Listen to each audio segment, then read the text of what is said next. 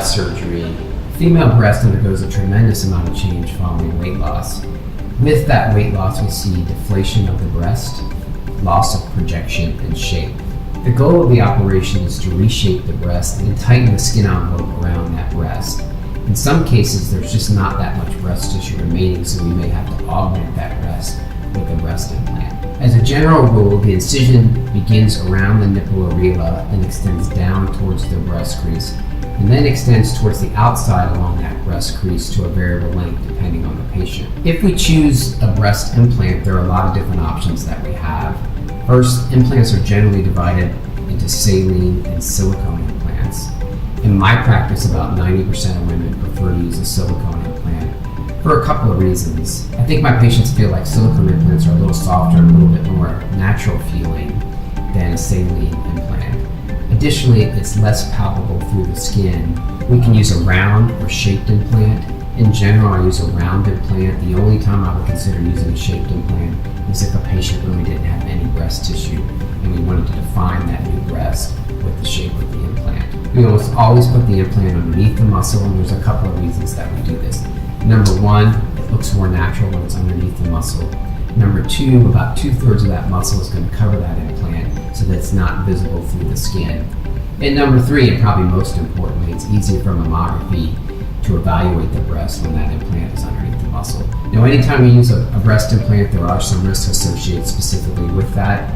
It is a man-made device, and over time it's going to fail. So depending on how old you are, you may need a couple of operations to replace that implant down the road. The big question is, how long do these breast implants last? Well, the risk of rupture, which means breaking down of that outer shell, is about 1% per year. So I like to tell patients it's probably going to be somewhere between 10 and 20 to 25 years until you would need to have those replaced. How do you know if they need to be replaced? Well, sometimes that breast can change shape. Sometimes you might experience some more firmness or even pain at the breast. And there are some circumstances where we may not know, and it may be picked up on routine exam or by a mammogram. In a lot of circumstances, we may elect to use a textured surface to the implant. That textured surface gives us a little bit more control and helps prevent mobility both downward and upward in the postoperative period.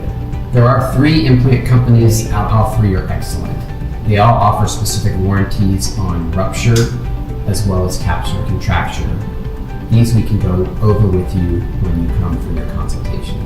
Recovery following breast surgery is usually not too bad. So you're going to be sore, and that soreness is going to last you for a couple of weeks. Most patients tell me that if they just were having breast surgery, that they can get off of pain medicine certainly within the first couple of days and transition over to some Motrin or ibuprofen or something like that.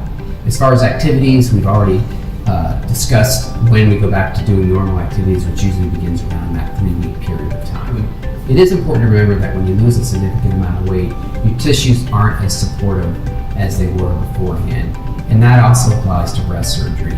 We recognize that about 25% of the time we do a breast procedure, it may require a small revision down the road. Often these revisions can be done in the office, but sometimes it may have to go back to surgery in order for us to achieve the goal that we were looking for. In rare circumstances, we may elect to stage the procedure, and what this means is that the first operation would involve the breast lift component, and then we'd wait a period of time and then come back and put a breast implant in. Well, why would we want to do that? It all comes down to the safety and viability of the nipple. If we have to move that nipple a significant amount of distance, it's going to compromise that blood supply.